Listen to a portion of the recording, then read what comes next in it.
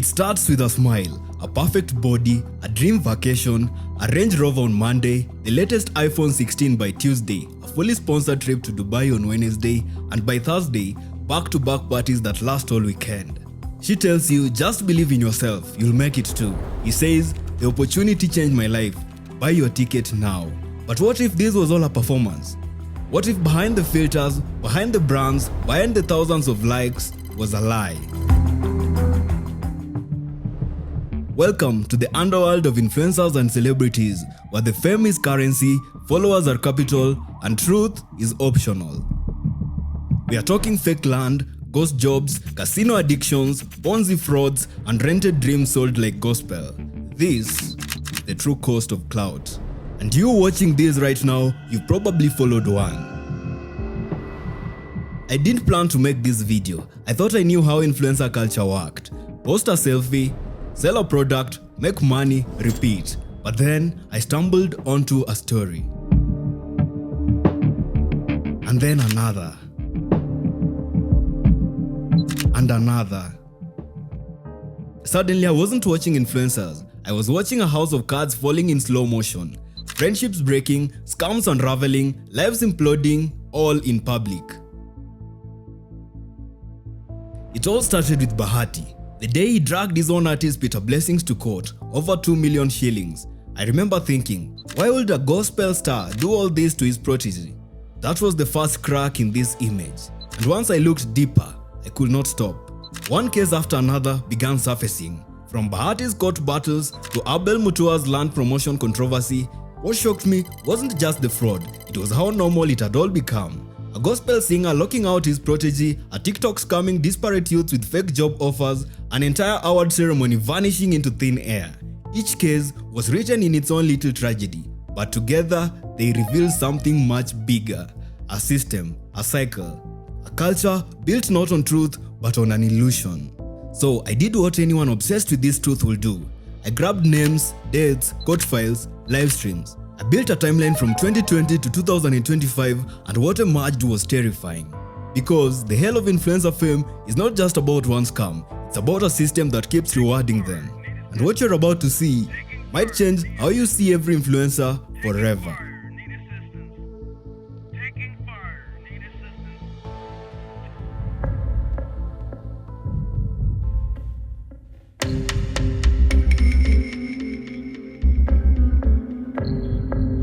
It all started innocently enough. A smartphone, a ring light, a TikTok challenge.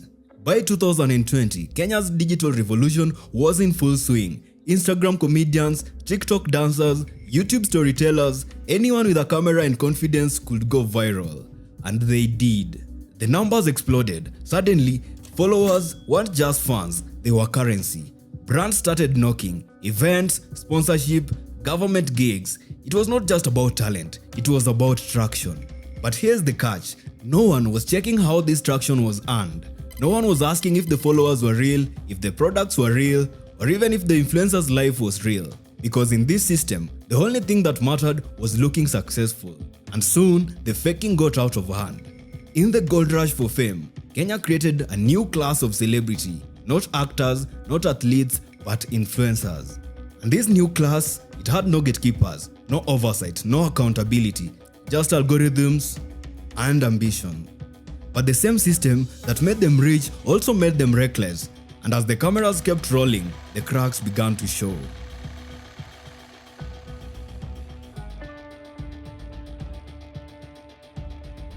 They call it hustle culture, but in reality, just hope wrapped in a hashtag.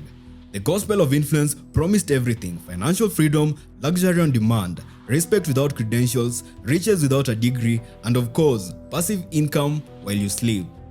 To a generation starved of opportunity, this message hit like a drug. Don't wait, don't work your way up. Monetize your vibe, monetize your talent. Here's the lie: they sold authenticity, but most of it was performance. In 2022, Vera Sidika faked a medical crisis just to drop a music video. She admitted she had removed her famous implants to inspire women to love themselves. Days later, she flaunts the same body in full glam, no surgery, it was all a stunt. A viral manipulation for clicks, clout, and controversy. That's not just misleading, That's emotional exploitation, and it worked. Hashtag Vera Sidika trended for days. In this world, every tragedy is a launchpad, every apology is monetized, every mental breakdowns become brand opportunities. They say it's content, but sometimes it's just a con with good lighting. The dream they sold was simple: if you believe hard enough, you'll be next. But belief without truth is just bait, and what followed was a feeding frenzy.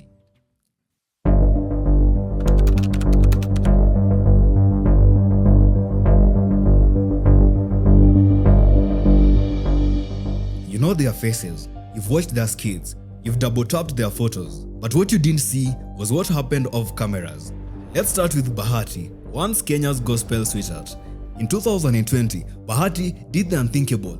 He had his 21-year-old protege, Peter Blessing, arrested, dragged to court, charged with fraud. Why? Because Bahati claimed he'd invested 2 million shillings in Blessing's career and wanted it back. The internet turned. From mentor to tyrant, Bahati's image crumbled. And just when dust began to settle, along came Jalango. Charming, successful, a people's MC, until the charts leaked. Group messages bragging about women, conquests turned into scoreboards, and the man who claimed to empower Kenyans was treating women like tokens. Jalango apologized, denied sharing women, said it was blown out of proportion, but the world didn't wait. Views dropped, credibility plummeted, trust dissolved. Then came the whispers of wash, fake gold, money laundering, lavish lifestyles with no clear source. No formal charges, no court dates, just headlines, leaked screenshots, and a rising tide of digital suspicion. But once the illusion of clean wealth cracked, it never fully healed, because in influencer culture, perception is everything. And once perception turns toxic, even silence screams guilt. Then there's Crazy Kenna, Kenya's TikTok king. Awesome skits, viral positivity, until the crew walked out. We were disrespected, treated like extras. 6 years of friendship gone over ego, power, and money. Influencer crews are not families, they are business without contracts, and this one collapsed spectacularly. And then there's Ringtone Apoko, the self-declared chairman of gospel music, a walking contradiction. He has been arrested for assault, charged with land fraud, and every time he plays the same card, I'm being persecuted for my blessings. He claims to be worth 50 billion shillings. As fans quickly pointed out, he couldn't substantiate even 50,000. Fame gave them the mic, but it also amplified their flaws. And for every manipulator exposed, there were thousands who believed in them. Which brings us to the other side of fame's mirror, the people who paid the price.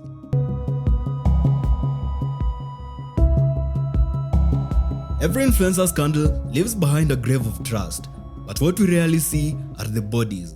Let's rewind to Zainabu, or Zeddy, in 2020, the Churchill Show's comic gem. She exposed the toxic culture backstage, months without pay, jokes stolen, mental health ignored.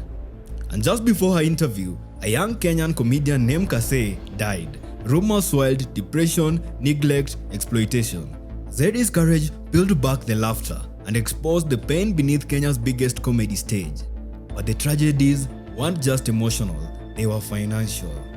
Grand Acres, Abel Mutua's favorite investment partner, the land of your dreams, sold on YouTube until dozens of fans realized the land did not exist.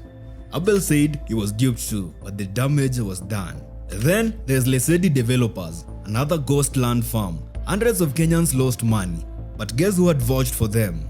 Karangu Muraya, Muigai Wanjoroge, beloved names in gospel, used to sell dirt that never delivered. According to victims interviewed by Nation Media Group, this land buying company, promoted by gospel artists like Karangu Muraya, failed to deliver their title deeds or land possession after full payment. And if the land wasn't fake, the jobs were. She promised jobs in Mauritius, 200,000 shillings deposit. Trust me, she said. Now she's in jail. Her victims still unemployed. And if it wasn't lands or jobs, it was dreams. Remember Tyler Mbaya, Bahati from Machachari, the perfect YouTube family man, until Georgina exposed the truth. Gambling addiction, saving gone, bills unpaid. He later admitted, I lost control.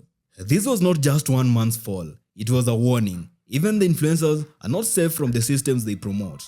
Because once fame becomes your oxygen, you'll do anything to breathe.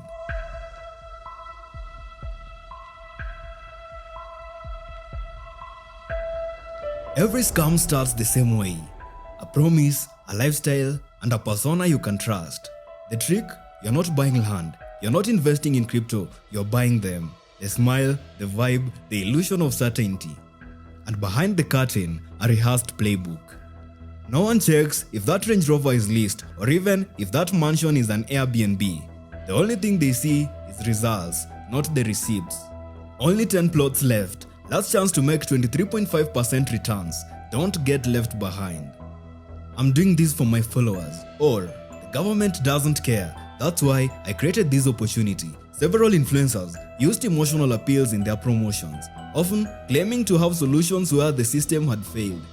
These were captured in archived Instagram live streams and TikTok videos from 2022 to 2024. This is not marketing. This is manipulation by relatability. When it falls apart, they vanish or cry or shift the blame. Here's the truth they'll never say. Most influencers don't vet the products they sell. They vet the check. And if it's big enough, morals become optional. That's how the magic works. But now, let's look at what happens when the curtain drops.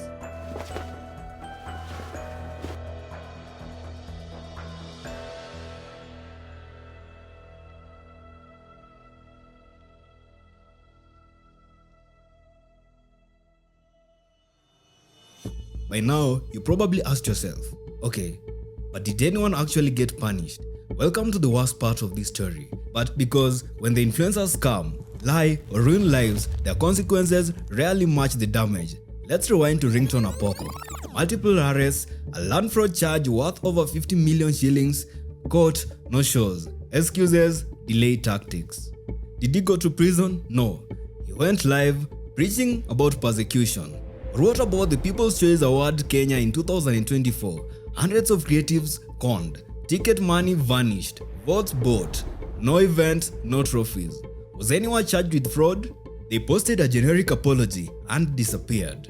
And let's not forget Nyako, the controversial TikToker who faked deportation to milk sympathy. She taunted followers who believed her, then admitted, yes, Germany did revoke her permit after dozens of TikTok-related court cases.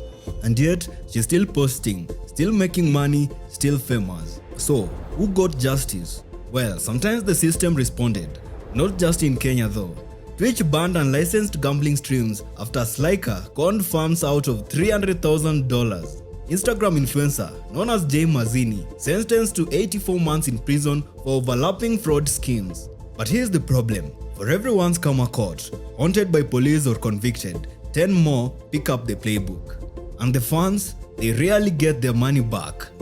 They're left in shame, regret, and silence. Because who wants to admit they got played by someone they admired? And for those who are brave enough to admit, no one is there to follow up. What happens when the people you trust become the ones who hurt you the most?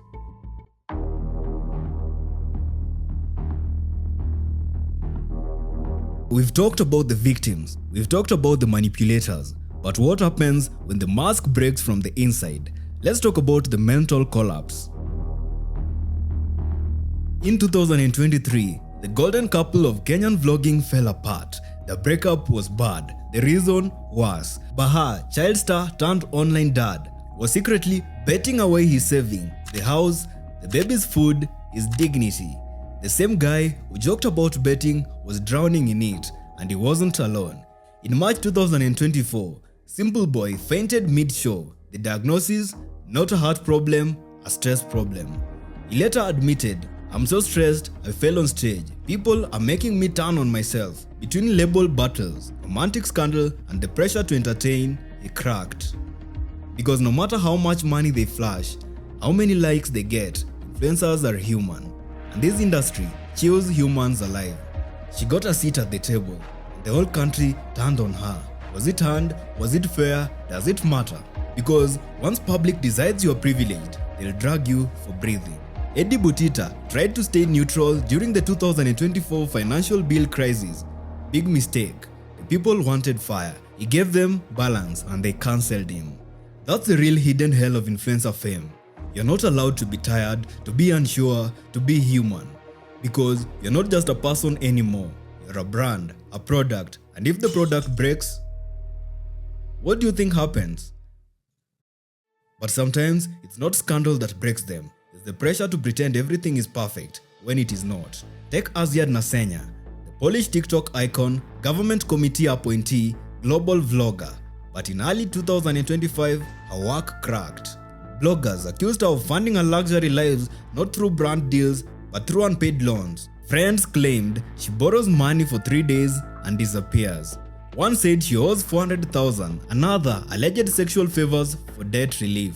BNN Premium alleged she took a 25 million Kenya shilling circle loan to keep up appearances, living large on leverage.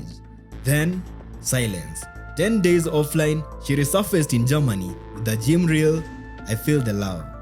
Later in a partial interview, she denied begging and blamed them as edited clips.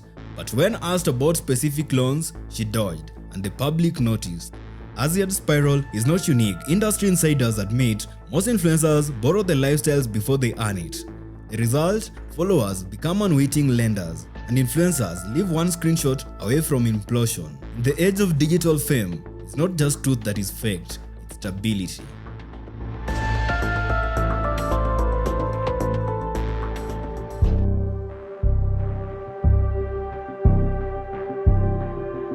For many years, fans trusted influencers blindly. They clicked, they bought, they followed. But by 2023, the spell broke. Let's start with Lesedi developers. They used gospel stars to sell fake plots, homes never built, titles never issued. The public exploded, hundreds protested, and Karungu apologized on a video shaking. Then came the Oppo payment scandal. Dozens of influencers said that they were never paid. Within days, Oppo responded, publicly, aggressively. They exposed the agency Affluence for withholding the money. And Oppo offered legal help to influencers, even sued the agency themselves. That kind of transparency, rare, powerful, and necessary. Because the fans were watching. The age of blind trust is over. Now, fans want receipts, screenshots, contracts, transparency. The rebellion is digital, it's public, and it's gaining momentum. Influencers who once weaponized fame are now facing a weaponized audience, and they are terrified. Certain content creators have managed to subtly navigate around etiquette enforcers. Crazy Kena, Eric Omondi, Vinny Baite, all linked to major betting firms, Betika, Pakakumi, SportPesa. Their skits and slogans frame betting as fun, as harmless, and as profitable. But what they don't show is the debt, the broken homes, the real odds. Even more shocking, Bahati and Diana Marua, the gospel-turned reality couple, reportedly launched their own betting company, not just endorsing the vice, but owning the house. And who are the targets? The youth, the broke, the disparate. They sell gambling as hope, as hustle, as just one spin away. But behind every success story are thousands of silent losses. And so, the cycle repeats. One influencer confesses, another promotes. One cracks, another climbs. And all the while, the audience is left wondering who's real and who's next.